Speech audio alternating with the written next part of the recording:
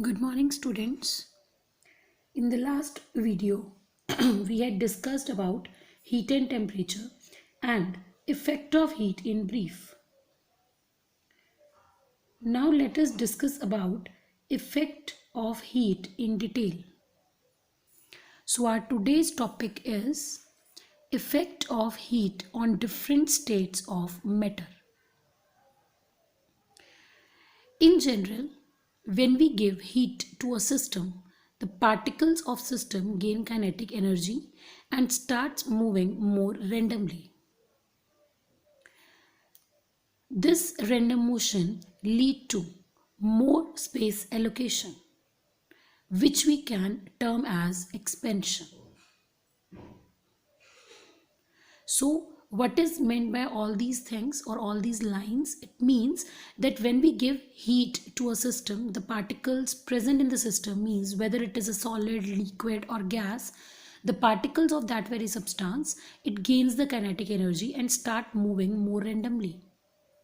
Now if anything moves randomly, then it will occupy more space. And what is meant by more space allocation? That the substance gets expanded, which we can term as expansion. So the expansion of substance as an effect of heat is called thermal expansion. This effect can be viewed in different states of matter differently. Now we know that we have three states of matter: solid, liquid, gas. Solids expand on heating and contracts on cooling. Because of this reason only, the gaps are provided between successive railway tracks as they will expand in summers. Now in solids, the particles are very much closely bound, right? They are very much tightly held to each other. So whenever heat is supplied, the particle starts moving. That is, the solid expands on heating. Now students, you must have seen the gaps which are provided between the successive railway tracks. Now why those gaps are provided? Because the railway tracks, they are made up of iron. Iron is a solid, so its particles also in the summers, when a lot of heat is there, those particles, they gain the energy and starts expanding. Those gaps, they allow this expansion of a solid. If gaps are not there, then it will lead to bending of the railway tracks, which may result in huge accidents. So that's why gaps are provided, so as to so as to allow the easy expansion of railway tracks. Now this is the case of solids. In liquids also expansion occurs. Now how? Liquids also expand on heating. Again, because of the movement of particles. In this, there is an example, that is mercury. Now, have you ever thought that why mercury is filled in the thermometers? The reason behind that is that mercury is filled in thermometers because it expands on heating. Students, you must have done in the lower classes that mercury is the only metal which exists in liquid state in nature. And it is filled in the thermometer because it expands on heating. And it fills the capillary of the thermometer. Now what is capillary? In the thermometer, if you just look carefully into it, then there is a very small pipe. That small pipe is known as capillary, and mercury present in the bulb, it just expands and fills that capillary on heating. Then the other thing is in gases. Gases expands much more than solids or liquids. Now why so? Because the particles of the gases, they are free to move. So whenever they get the energy, they expands. When water is heated, it gets converted into steam and moves upwards. Because the steam is water vapors present in air, it is in the gaseous phase. And when it gains energy, it moves upwards.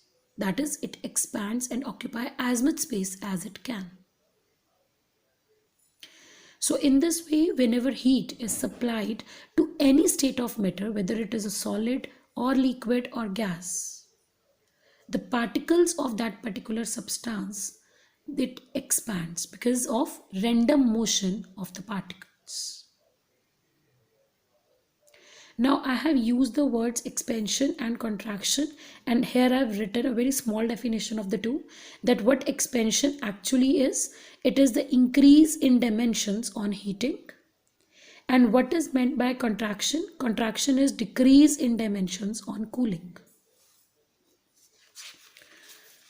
So students, in this way, we have different effects of heat on different states of matter. Now, our next topic is transfer of heat. That how heat travels from one body to another body. Now this we have also discussed in the starting of the chapter, that heat travels from one body at higher temperature to other body at lower temperature. And this transfer can take place through three ways depending on that what type of material you have. The three ways by which the heat transfer may occur is conduction, convection, and radiation. Now, what is conduction? It is the mode of transfer of heat in solids. That whenever we have solid substances and heat is transferred in that, then it is known as the process of conduction. Now, there are some necessary conditions for conduction. The first is the objects are solid. The objects in which the heat transfer occurs, they should be solids as discussed before also, and they should be in contact to each other. Then the other is both the objects should be at different temperatures, because as we have done before also, that heat always travels from one hotter body to colder body. So it means that both the bodies, they should be at different temperatures. Now depending on this, we have two types of substances. One is conductors and other is insulators. Conductors, the objects which can conduct heat or electricity, are called conductors. And insulators, the objects which do not conduct heat, are called insulators. Like rubber, plastic, they do not conduct heat, so they are insulators.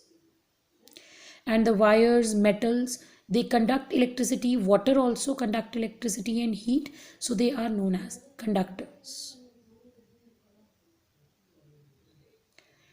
The other way of transfer of heat is convection. It is the mode of transfer of heat in liquids and gases, which we collectively known as fluids. Now students, what do you mean by fluid? Fluid is any substance which can flow. So liquids can also flow, gases can also flow, so they are collectively known as fluids. So in fluids, the heat is transferred by the way of convection, because convection always needs the movement of particles. So what are the conditions of convection? Number one, external source of heat is always required. And number two, the movement of particles should always be there. Like in conduction, the particles, they do not move from one place to another. Only the disturbance moves. But in convection, there is a need of proper movement of particles. Now in lower classes, you must have heard about the concept of land breeze and sea breeze. Both these are based on the same principle of convection. For example, If we talk about sea breeze in the day, now in the day what happens, the land becomes very hot. So the air above the land becomes hot and moves upwards, creating an empty zone in the lower area. Now the air from the sea starts moving towards the land to cover this empty area, which leads to the formation of sea breeze. So in this way, sea breeze and land breeze, they move. The next and the last way of transfer of heat is radiation.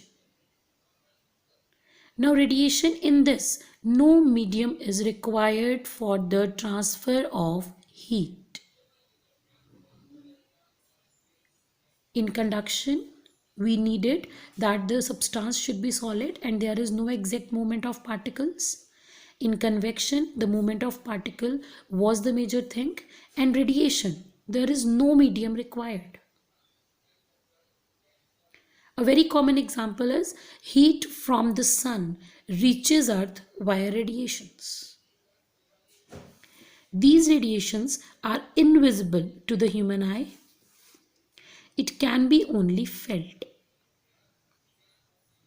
A body absorbs as well as radiates out energy. Like whenever we run or we do any work, we feel hot. What is that? That we radiate the amount of energy. Okay. So then there is one another thing, that is a black body. A black body is a body which is a complete absorber and emitter of radiation. And white color is a good emitter of radiation, and that's why we prefer to wear white and light colors in summers, because the white color, it do not absorbs the radiations, rather it emits the radiations. That's why we prefer to wear light colors or white colors in summers. So students, these are the ways by which the transfer of heat occurs. So that's all for the today's lecture. Listen it carefully and try to solve the follow-up worksheet. Thank you and have a nice day.